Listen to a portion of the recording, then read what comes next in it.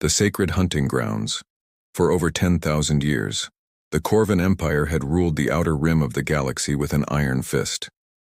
Their reputation preceded them across star systems, whispered in fear by countless species who had learned to bow before their technological might. The Corvans were apex predators, standing 8 feet tall with crystalline armor that grew from their very bones and eyes that could see across multiple spectrums of light. They had never met a species they couldn't conquer, never encountered a world they couldn't claim. At the heart of their empire lay the sacred hunting grounds of Nexara 7, a moon-sized sanctuary where only the most elite Corvan warriors were permitted to train. For millennia, this hallowed ground had remained untouched by foreign presence. The very soil was considered blessed by their war gods, and the ancient trees bore the scars of countless training battles fought by legendary Corvan champions. High Empress Valeria stood on the obsidian balcony of her war palace, her 6 arms crossed in contemplation as she gazed toward the sacred moon. Her crystalline crown pulsed with an inner light that matched her mood, currently a deep crimson of barely contained rage. The reports from her scouts had arrived that morning, and what they described was beyond comprehension. Impossible, she had declared when Zephyr 9, her most trusted warrior prince, had first brought her the news. No species would dare defile our sacred lands, the very thought is blasphemy. But the evidence was undeniable. Long-range sensors had detected structures on Nexara 7, buildings that had not been there a lunar cycle ago. The architecture was foreign, crude by Corvan standards, yet somehow it had appeared in the most restricted zone of their territory. Worse still, the beings responsible were still there, apparently thriving in an environment that had challenged even the hardiest Corvan warriors. Zephyr 9 knelt before his empress, his 4 eyes gleaming with anticipation of battle. "My empress, grant me the honor of leading the purification force. These intruders, whoever they are, will learn the price of such audacity." "Tell me again what the scouts observed," Valeria commanded, her voice like grinding stone. The warrior prince's mandibles clicked as he spoke. The structures appear to be some form of research facility. The beings operating it are bipedal, roughly half our height, with soft flesh and no natural armor. They call themselves humans, according to our linguistic analysis of their communications. They seem to be studying our sacred grounds, taking samples, conducting experiments. Humans, Valeria repeated the word like a curse. I have heard whispers of this species.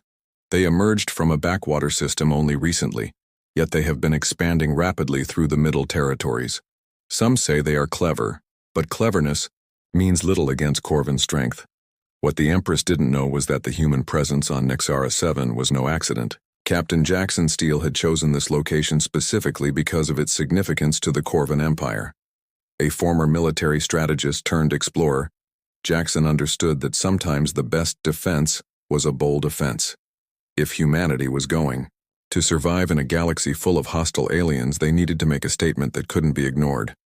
Lieutenant Nova Pierce crouched beside him in the main observation dome of their hastily constructed research station. Her auburn hair was tied back in a practical ponytail, and her green eyes were fixed on the sensor readings streaming across her display. "Captain, we're picking up massive energy signatures approaching from the Corvan home system. Looks like they've noticed us." Jackson smiled grimly, his weathered face showing the confidence that had carried him through dozens of impossible situations. "Good. That means the plan is working. How long until they arrive?" "At their current speed, maybe 6 hours," Nova replied, her fingers dancing across the holographic interface. "Sir, are you sure about this? The Corvans have never lost a battle. Their fleet could turn this entire moon to space dust." "That's exactly what they're expecting to do," Jackson said, standing and walking to the reinforced window that offered a panoramic view of the alien landscape. Ancient Corvan training grounds stretched out below them, marked by towering stone monuments and practice arenas carved from living rock. "But we're not here to fight them conventionally, Nova. We're here to show them something they've never seen before." The Human Research Station was a marvel of adaptive engineering. Built in just 3 weeks by a team of specialists, it had been designed not just to survive in the harsh environment of Nexara 7, but to thrive. Every system was redundant, every structure capable of rapid repair and modification. Most importantly, it had been constructed using principles that the Corvins had never encountered. Dr. Elena Voss emerged from the lower levels, her lab coat stained with the exotic compounds she had been analyzing. "Captain, you need to see this. The soil samples we've collected contain trace elements that don't appear anywhere else in known space. I think I understand why this place is so sacred to them." "Show me," Jackson said, following her to the main laboratory. The lab was a chaos of scientific equipment and alien specimens. Elena led him to a containment unit where a small sample of Nexara 7 soil glowed with an inner light. "This isn't just dirt, Captain. It's saturated with a form of quantum-entangled crystalline matrix. When exposed to certain frequencies, it amplifies neural activity. That's why Corvin warriors train here. The very ground makes them stronger, faster, more aggressive." Nova's voice crackled over the intercom. "Captain, Corvin fleet dropping out of hyperspace, 12 ships, including what looks like a dreadnought-class vessel. They're forming an attack formation." Jackson felt his pulse quicken, but his expression remained calm. "All stations report. Are we ready?" Throughout the research station, 47 human specialists prepared for what would either be humanity's greatest victory or its most spectacular failure. In the engineering bay, Commander Blade Harrison ran final checks on systems that hadn't existed a month ago. In the communications center, Scout Unit Delta 7 monitored Corvin battle frequencies, ready to implement psychological warfare tactics developed specifically for this moment. The first strike high above Nexara 7, the Corvin fleet assembled in perfect formation. Zephyr 9 stood on the bridge of the lead dreadnought, the Eternal Predator, watching the small human facility through the tactical display. From space, it looked pathetically vulnerable, a tiny cluster of buildings dwarfed by the ancient monuments surrounding it. "Empress Valeria sends her wrath," he announced to his crew, his voice carrying across all ships in the fleet. "These humans have defiled our most sacred ground. They will be erased so completely that the universe will forget they ever existed." The Corvin weapons were works of art as much as instruments of destruction. Plasma cannons that could crack a planet's crust, quantum disruptors that unmade matter at the molecular level, and gravitic hammers that could compress a city into a sphere of super-dense metal. When they fired in unison, the very fabric of space seemed to scream.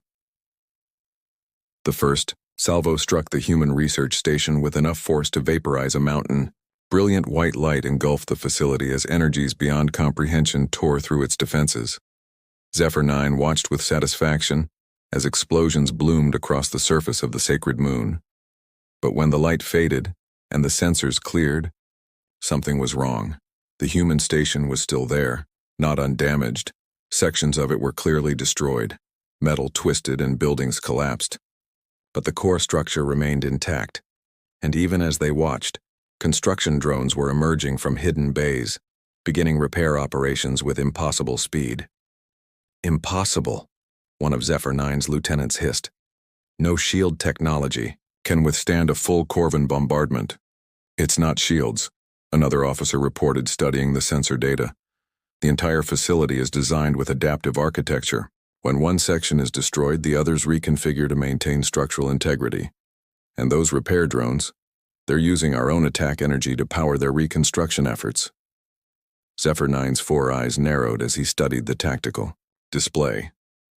The humans hadn't just built a research station, they had built a statement. This facility was designed specifically to survive Corvin weapons, to prove that human engineering could match Corvin might. "Sir, we're receiving a transmission from the human facility," the communications officer announced. "Put it through," Zephyr 9 commanded. The main screen flickered to life, revealing a human male in military uniform. Captain Jackson Steele's image was clear and steady despite the battle raging around his station. When he spoke, his voice was calm, almost conversational. "Greetings, Corvin warriors. My name is Captain Jackson Steele of the Terran Exploration Corps. I know you're probably wondering why we're here, on your sacred ground. The answer is simple. We needed to get your attention." Zephyr 9's mandibles clicked in anger.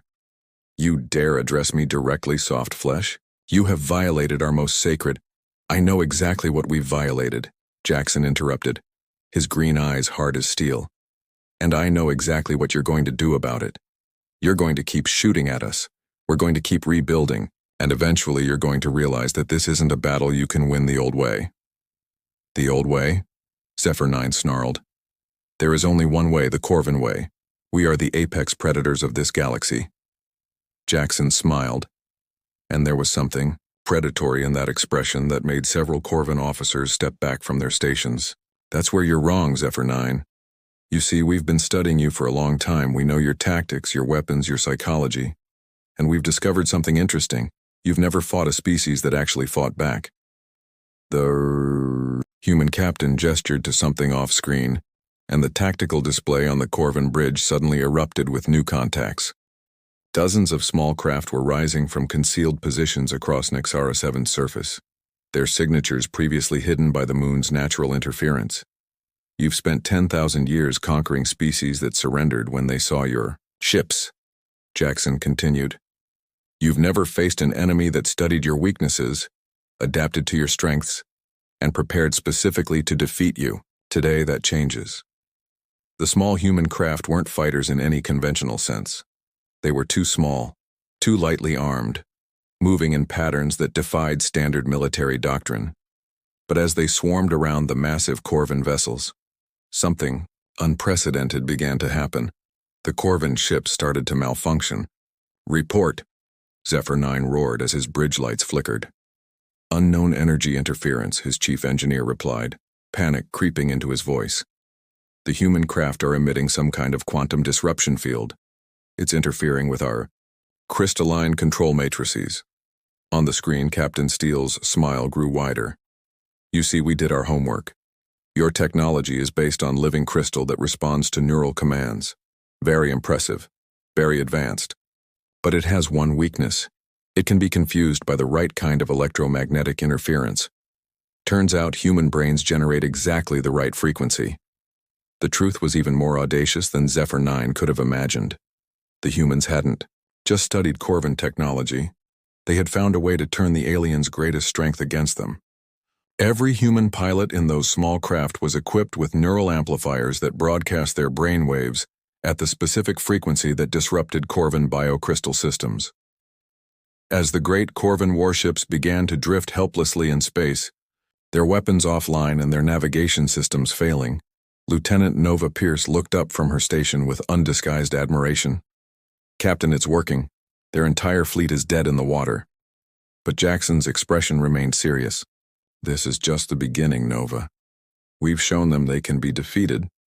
Now comes the hard part, showing them why they should listen to us instead of just sending a bigger fleet." Across the void, Zephyr 9 stared at his failing instruments and felt something he had never experienced before. Fear. Not of death, for Corvin warriors welcomed death in battle. Fear of the unknown, of facing an enemy that thought completely differently than any species they had ever encountered. "Sir," his communications officer said quietly, "the humans are requesting permission to come aboard." The revelation. The airlock of the Eternal Predator had never opened for an enemy vessel, but today it cycled to admit a small human shuttle. Zephyr 9 stood in the docking bay with 50 of his finest warriors, their crystalline armor gleaming under the harsh lights. When the shuttle's hatch opened, only 3 humans emerged. Captain Jackson Steele stepped out first, followed by Lieutenant Nova Pierce and a woman Zephyr 9 didn't recognize, a human female with silver-streaked hair and the bearing of a scientist.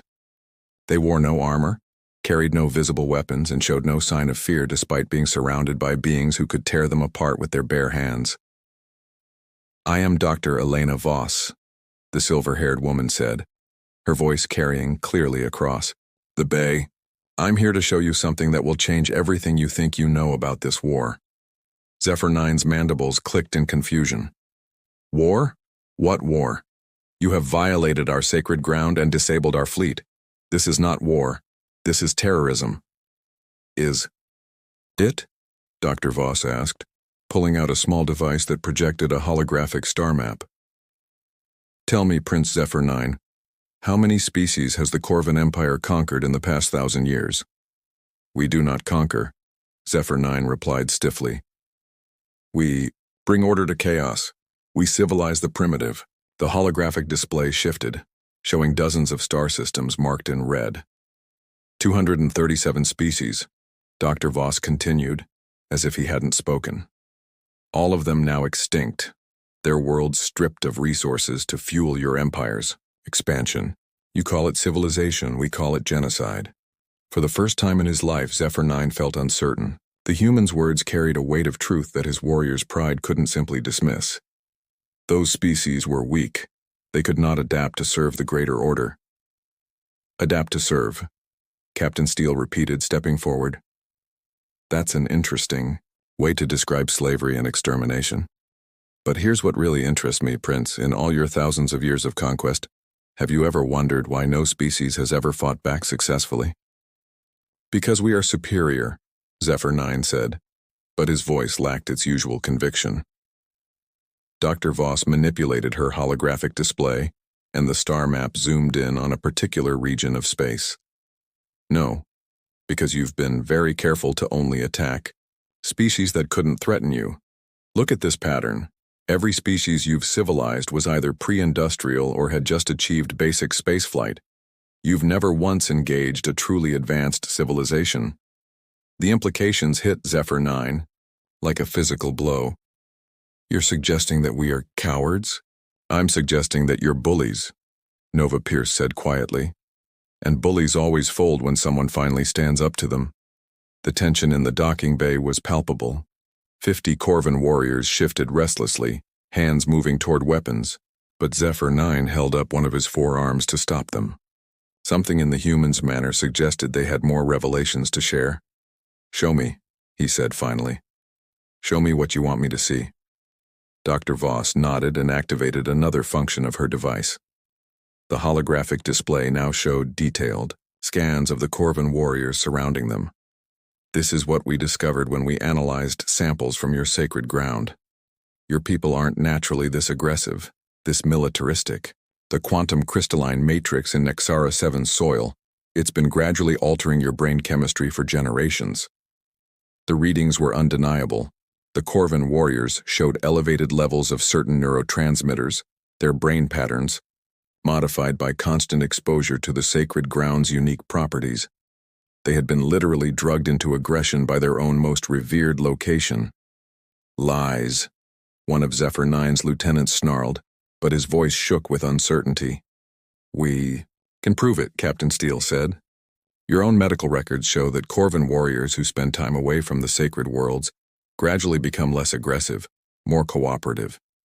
Your own empire's expansion has slowed in recent centuries as you've spread further from these quantum crystal deposits. Zephyr 9 felt his worldview crumbling around him. Everything he had believed about Corvin's superiority, about their natural right to rule the galaxy, was being stripped away by cold scientific evidence. Why? He asked, his voice barely above a whisper. Why are you telling us this? Because humanity needs allies, not enemies, Dr. Voss replied. And because despite everything your empire has done, we believe the Corvin people can be better than their programming. The true scope of the human plan was finally becoming clear. This hadn't been an invasion or even a rescue mission. It had been an intervention. Humanity had deliberately provoked the Corvin Empire not to destroy it, but to save it from itself. The choice in the days that followed. More human ships arrived at Nexara 7. Not warships, but research vessels and medical craft. Dr. Elena Voss worked alongside Corvin scientists to develop treatments that could gradually reverse the effects of the quantum crystal exposure. Captain Steele met with High Empress Valeria herself, negotiating the terms of what would become known as the Nexara Accords.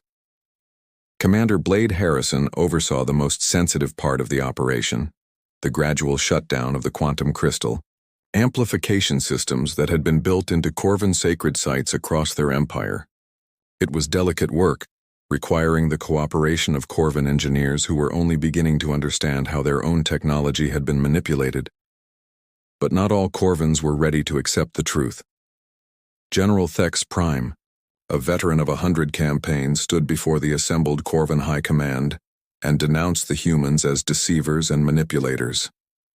They have poisoned your minds with their lies, he declared, his ancient armor scarred from countless battles. The sacred crystals do not control us. They enhance our natural strength and wisdom. The evidence is overwhelming, Empress Valeria replied, but her voice carried doubt. The revelations had shaken her as much as anyone. Our own medical scans confirm what the humans claim. Scans can be faked, Thex Prime snarled. Data can be manipulated. These humans are playing a game we do not understand, using weapons we cannot see. They have made us doubt ourselves, and doubt is the first step toward defeat. The old general's words resonated with many in the high command. The idea that their entire civilization had been built on artificial enhancement was almost too terrible to accept. Some chose to believe it was all an elaborate human deception. Scout Unit Delta 7 detected the problem first. Ships were moving throughout the Corvin Empire, rallying to General Thex Prime's banner.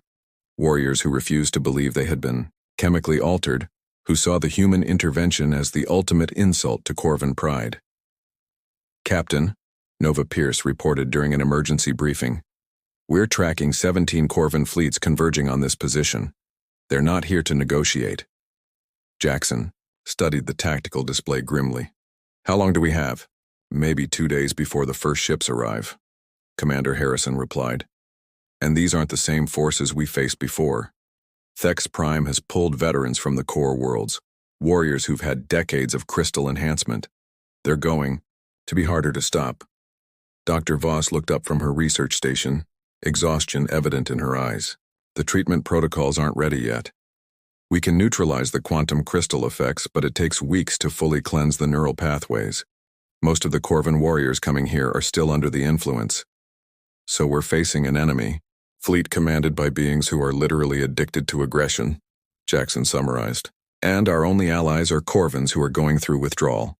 Prince Zephyr 9 had been silent during the briefing, but now he spoke up. There is another way, he said quietly. The humans have shown that our technology can be turned against us. Perhaps we can use that same principle against Thex Prime's forces. The plan that emerged was audacious even by human standards. Instead of trying to fight the approaching Corvin fleets conventionally, they would attempt to broadcast a modified quantum field that would accelerate the withdrawal process in the enemy warriors. It would be like forcing thousands of chemically enhanced soldiers to go through detox all at once in the middle of a battle. The risks are enormous, Dr. Voss warned. Rapid neural chemistry changes could cause permanent brain damage, psychosis, even death. And if we don't try, Zephyr 9 replied, they will kill us all and continue the cycle of conquest and destruction that has defined my people for millennia, the final battle. When General Thex Prime's fleet arrived at Nexara 7, they found a very different situation than expected. The human research station had been expanded into a sprawling complex, with Corvin and human engineers working side by side. More surprising still, Prince Zephyr 9 stood ready to oppose them, backed by a mixed force of reformed Corvin warriors and human specialists. The 17 Corvin fleets formed an intimidating wall of crystalline ships, their bioluminescent hulls pulsing with aggressive energy patterns. Each vessel was a work of art and destruction, evolved over millennia of conquest. At their head, General Thex Prime's massive dreadnought Ancient Fury bristled with weapons that had shattered entire star systems. Traitor, Thex Prime's voice boomed across all communication channels, his words carrying the weight of centuries of military tradition. You have betrayed your own species for these soft-skinned manipulators. You wear the crown of our ancestors while kneeling before inferior beings. Prince Zephyr 9 stood on the bridge of his own ship, no longer the gleaming war vessel of before, but a hybrid craft rebuilt with human technology. His four eyes had lost their aggressive red glow, now showing the natural blue-green of unenhanced Corvin vision. I have chosen to save my species, honored general. The humans have shown us the truth about what we have become. We are not conquerors by nature. We are victims of our own sacred ground. Lies! Thex Prime snarled, his bridge crew echoing his rage. We are the apex predators of this galaxy because it is our destiny. The sacred crystals do not control us. They reveal our true potential. Dr. Elena Voss monitored the approaching eye. fleet from her laboratory, where quantum field generators hummed with barely contained energy. The devices represented months of joint human-Corvin engineering, designed to broadcast the same neural interference that had originally disabled the Corvin ships, but refined and amplified beyond anything previously attempted. Captain Steele, she reported over the communication system. The enemy fleet is maintaining tight formation. If we activate the quantum field now, we can affect approximately 60% of their ships simultaneously. What about the other 40%? Commander Harrison asked from the tactical center. They'll be close enough to feel some effects, but not enough to disable them completely. We'll have maybe 10 minutes of confusion before they adapt and attack at full strength. The battle that followed was unlike anything in recorded galactic history. Instead of the precise, overwhelming force that characterized traditional Corvin warfare, it became a chaotic symphony of conflicting emotions and loyalties as the quantum field broadcasts began to take effect on Thex Prime's enhanced warriors. Kekir. First wave of ships to enter the field's influence began showing immediate signs of distress. Warriors who had known only the artificially enhanced clarity of crystal-driven aggression suddenly found themselves experiencing doubt, confusion, and for the first time in their lives, genuine fear.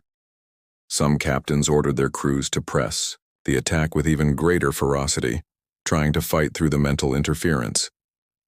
Others found their coordination failing as the neural pathways that had been artificially strengthened for generations began to break down.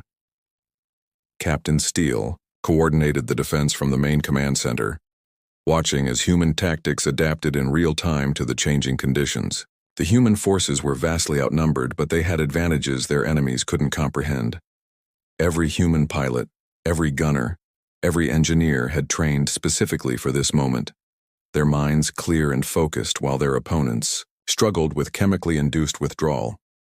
Nova, redirect power to the quantum broadcasters in Sector 7. Jackson commanded, watching the tactical display as 3 Corvin cruisers broke formation, their crews apparently in open rebellion against their commanders. We need to push the field's strength higher. Sir, Dr. Voss says any higher and we risk permanent damage to the affected Corvins. Nova replied, her fingers dancing across the control interface. We could cause brain hemorrhages, complete neural collapse, and if we don't go higher, Thex Prime's forces will overrun our position and continue their rampage across the galaxy, Jackson said grimly, his weathered face showing the weight of command. Sometimes there are no good choices, Lieutenant. Sometimes there are only necessary ones. The quantum field strength increased, and the effects on the Corvin fleet became dramatically more pronounced. Warriors began collapsing at their stations, as centuries of artificial enhancement were stripped away in minutes instead of weeks. Some ships simply went dark, their crews overwhelmed by the sudden change in their brain chemistry. Others began firing wildly, their gunners no longer able to distinguish between friend and enemy. But not all of Thex Prime's forces were equally affected. The ships at the rear of the formation, those carrying the most veteran warriors with the deepest crystal enhancement, pushed through the interference through sheer force of will. These were Corvins who had been enhanced for so long that the crystals had become part of their fundamental identity. Incoming, Scout Unit Delta 7 reported as a squadron of Corvin fighters broke through the defensive perimeter. 6 heavy assault craft, they're targeting the main quantum generator. Commander Harrison's response was immediate and devastating. The humans had prepared for this possibility, installing point defense systems that used the Corvin's own biocrystal technology against them. Beams of coherent energy, tuned to the exact frequency that disrupted Corvin neural interfaces, lanced out to meet the attacking fighters. The lead Corvin pilot felt his ship's controls suddenly become sluggish, his enhanced reflexes failing as the quantum interference overwhelmed his artificially boosted nervous system.